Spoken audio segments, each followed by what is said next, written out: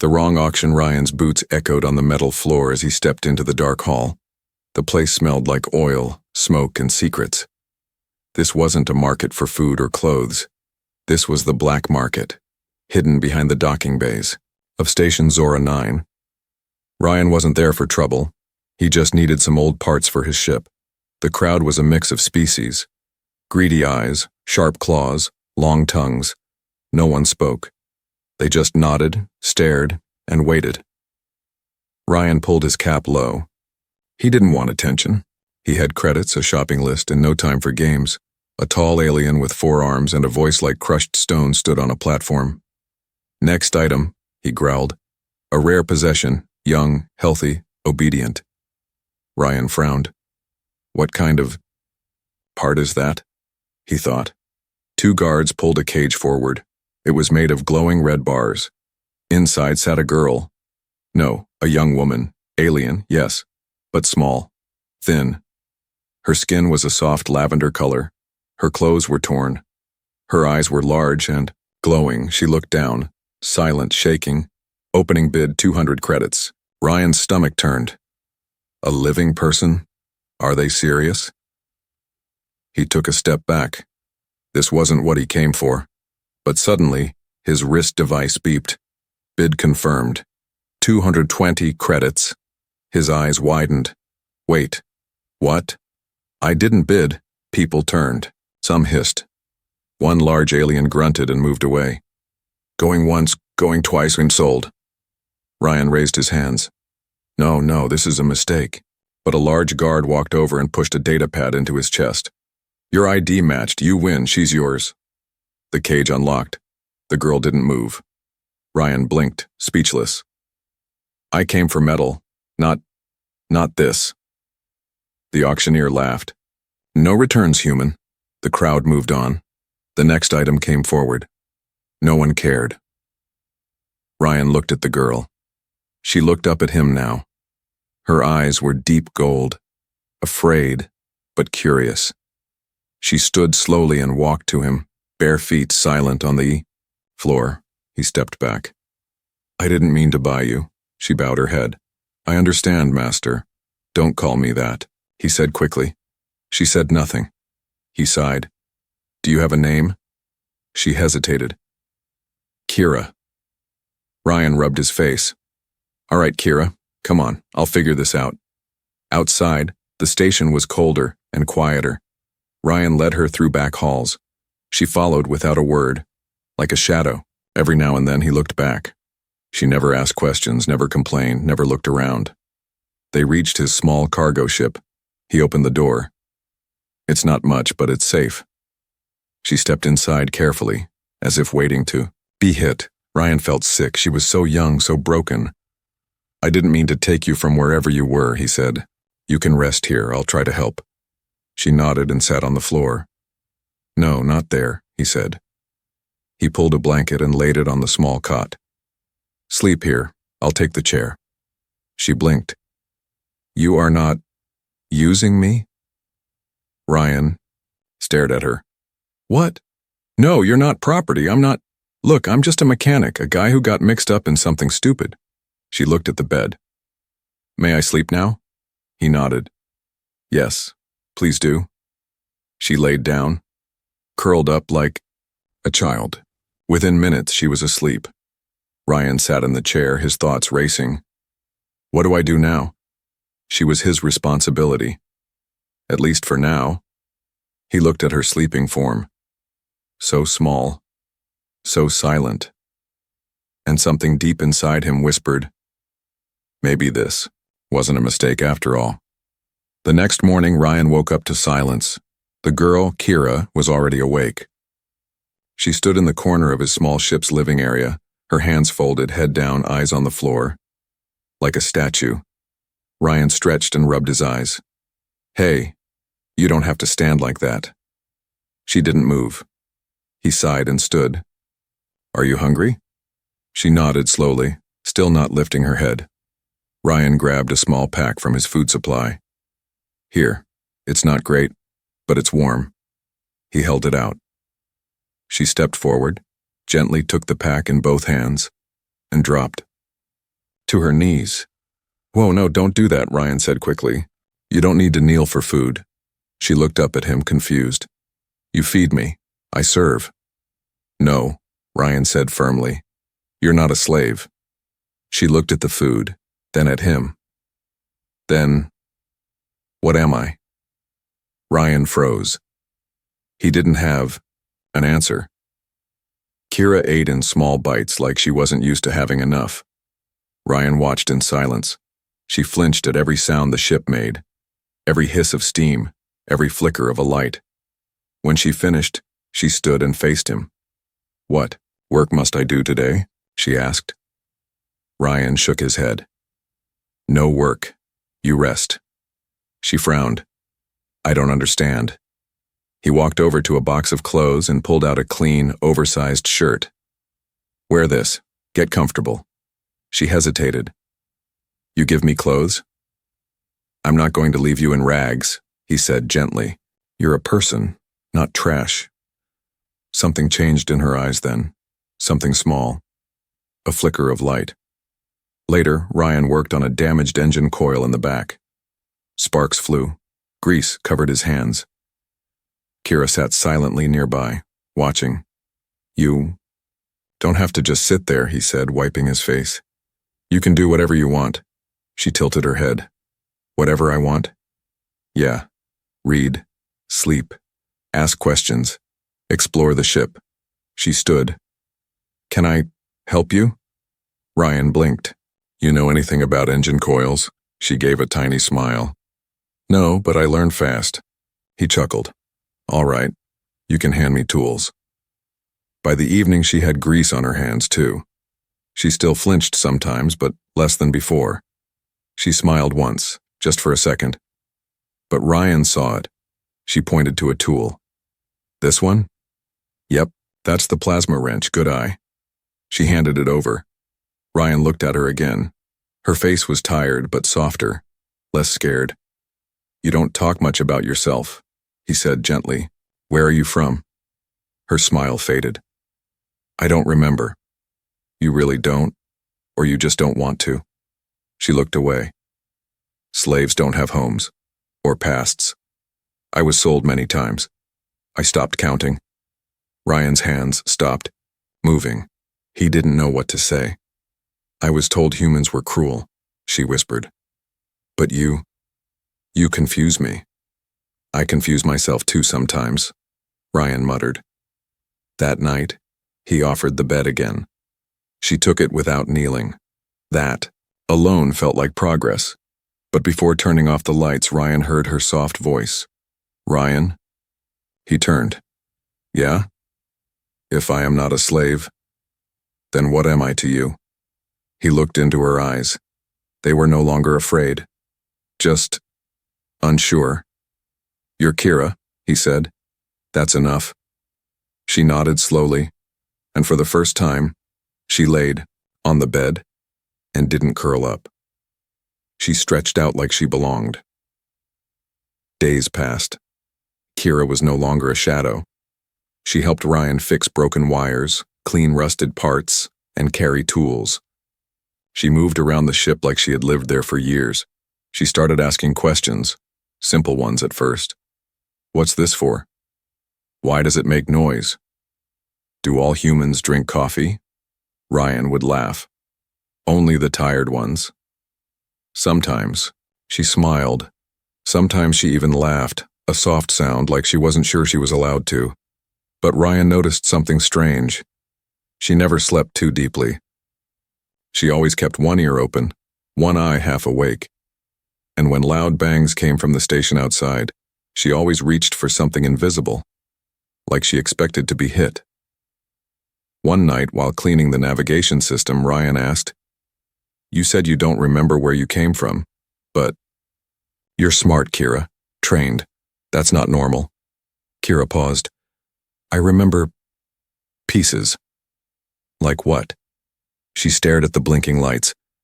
Running, screaming, a woman's voice calling my name, then cold, chains, and silence. Ryan felt a chill. You weren't just a slave, were you? He asked softly. She looked at him, Then she stood, walked to a small bag she kept by her bed and pulled out something hidden in a cloth. A necklace. Old. Silver. With a symbol. A golden crest shaped like twin moons and a flame. Ryan gasped. I've seen this before. That's a royal family symbol from the Vasari system. She nodded slowly. They said I was the broken heir, that I brought shame. I don't know why. I was sold and told to forget. But I can't forget everything. Ryan stared. Kira, are you a princess? She looked down. I was. Long ago. The next day, something changed. Ryan took her to the nearby supply depot. Just a simple trip for engine parts. Nothing special. But the moment they stepped into the station market, a strange man stared too long. A long coat, green eyes, a scar on his lip. Kira froze. Ryan noticed. You okay? Kira whispered. He was one of them. A hunter. Before Ryan could react, the man vanished into the crowd. They left the market fast. Kira's hands were shaking. Back on the ship, Ryan locked every door. You think he recognized you?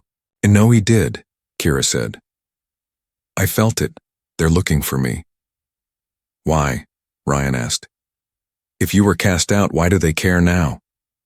She met his eyes. Because I'm not dead, and maybe I know something they want hidden. That night, Ryan couldn't sleep. He sat in the cockpit staring into the stars. Kira walked in, silent as always. She sat beside him. I can leave if it brings danger.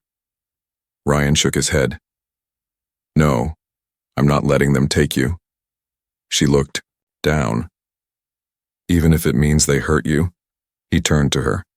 Especially then. Her eyes filled with tears. You don't understand. I was sold as nothing, less than an animal. And now, you protect me. You see me. He reached out, gently touched her hand. Kira, I don't care what you were. I care who you are now. She leaned into his shoulder. Then I'm yours. Ryan blinked. Wait, what? She smiled. Not as property, as something better. I choose this. I choose you. Ryan woke to a warning alarm. Intruder alert. Bay door breach detected. He jumped out of bed and grabbed his tool blaster from the wall. In the next room, Kira was already on her feet. Her eyes were sharp. Not afraid. Focused. They found me, she said quietly. They came faster than I thought. Ryan looked at her. We can run. I'll start the engines. No, she said. It's too late for that. We must choose, run and be hunted, or fight and be free. Before Ryan could speak, the ship shook. A heavy thud echoed. Then another. Metallic footsteps. Inside the ship. Kira moved to the shadows. Don't talk. Don't shout. I'll deal with them. Ryan blinked. Kira, no. They could be armed. She didn't answer. She was already gone. The first attacker kicked open the door. Tall, armored, and fast. Not human. Eyes like burning glass. He raised a weapon. But Kira dropped from above like a ghost. She didn't need a weapon. Her hands moved like lightning. One jab to the throat. One twist of the arm. The attacker hit the floor before he made a sound. Ryan stared. You're trained. Kira nodded, breath steady. Since I was 4. 2 more entered. This time they came shooting. Ryan ducked. Sparks flew. He crawled under the table and screamed, Kira! But she was already moving, rolling, striking. One attacker dropped his blaster.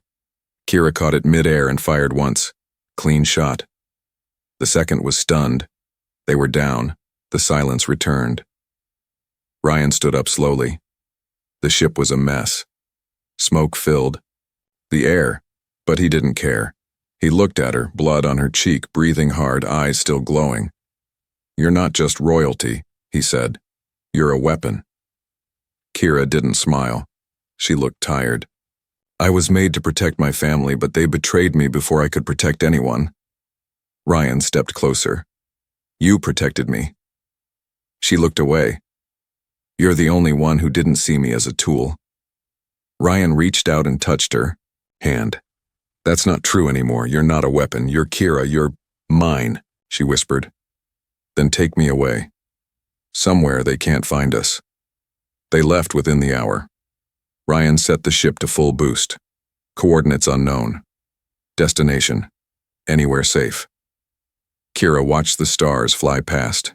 She held his jacket close around her. They'll keep coming. Ryan looked at her. Let them. Next time we'll be ready. She smiled faintly. Together? He nodded. Always. For 3 days, Ryan's ship drifted through unmarked space. No planets, no stations, just stars. He worked on fixing the damage, checking the sensors every few hours. But there was no sign of hunters. Kira stayed quiet most of the time. She sat near the window watching the stars. Her fingers touched the necklace around her neck again and again, the one with the golden twin moons in flame. On the 4th night, Ryan brought her a cup of tea and sat beside her.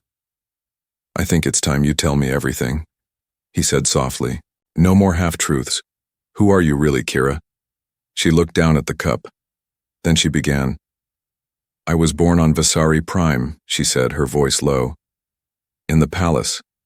My mother was Queen Talari. My father died before I was born. I was the firstborn daughter, but something was wrong with me. I didn't look like the rest of them. My skin wasn't pure blue. My powers woke early, too early. They feared me. Ryan blinked. Powers? She held out her hand. A small flame appeared in her palm, floating, golden and silent. Ryan leaned back, stunned. Kira closed her fist and it vanished. They said I was cursed. Dangerous. I broke a wall with my mind when I was 6. I didn't mean to. They called the temple elders. They said I had to be controlled. My mother agreed. Ryan whispered, They gave you away? Kira nodded. To silence a scandal.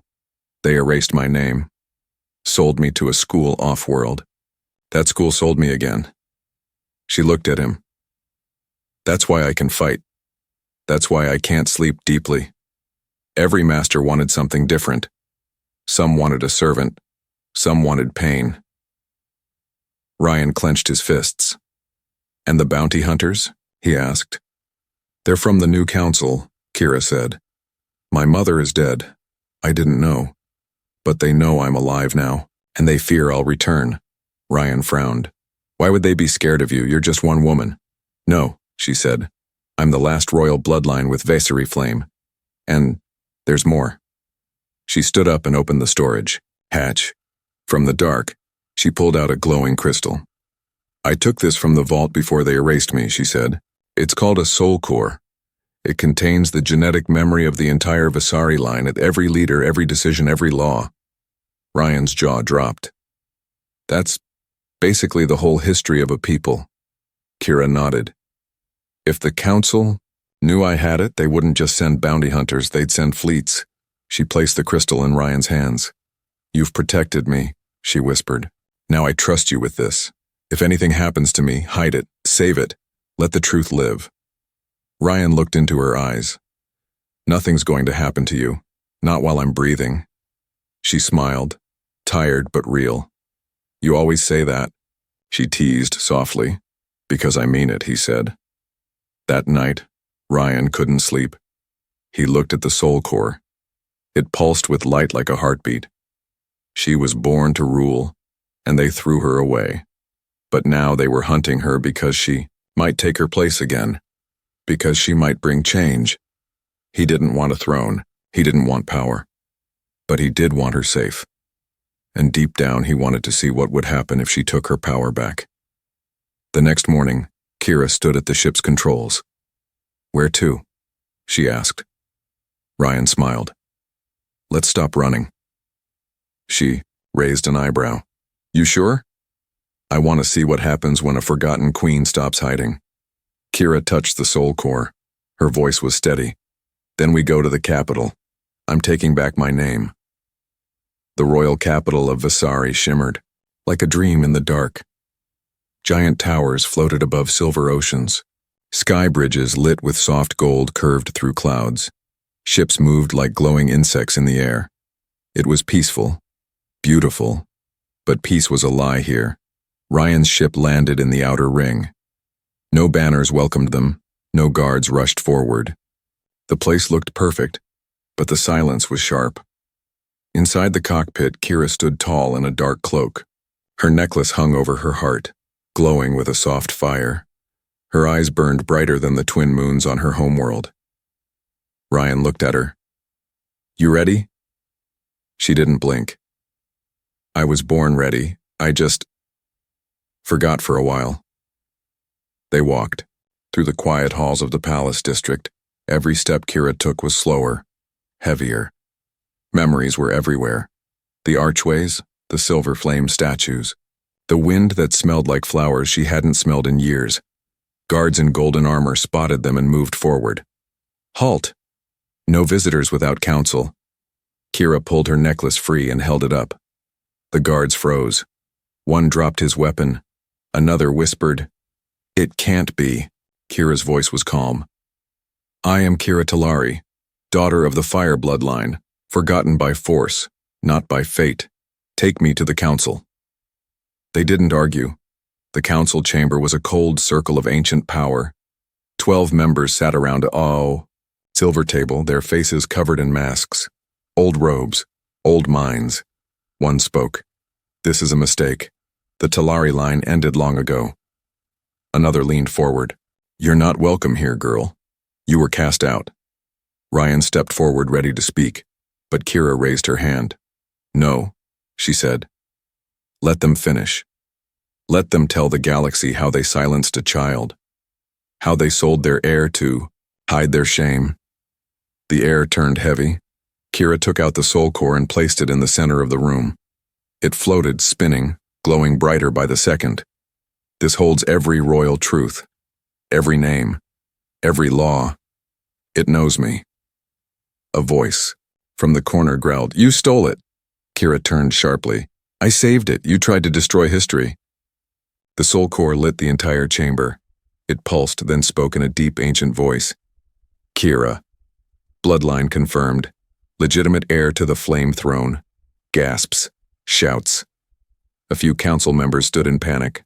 One old voice snapped, "Even if it's true, what do you want? Revenge?"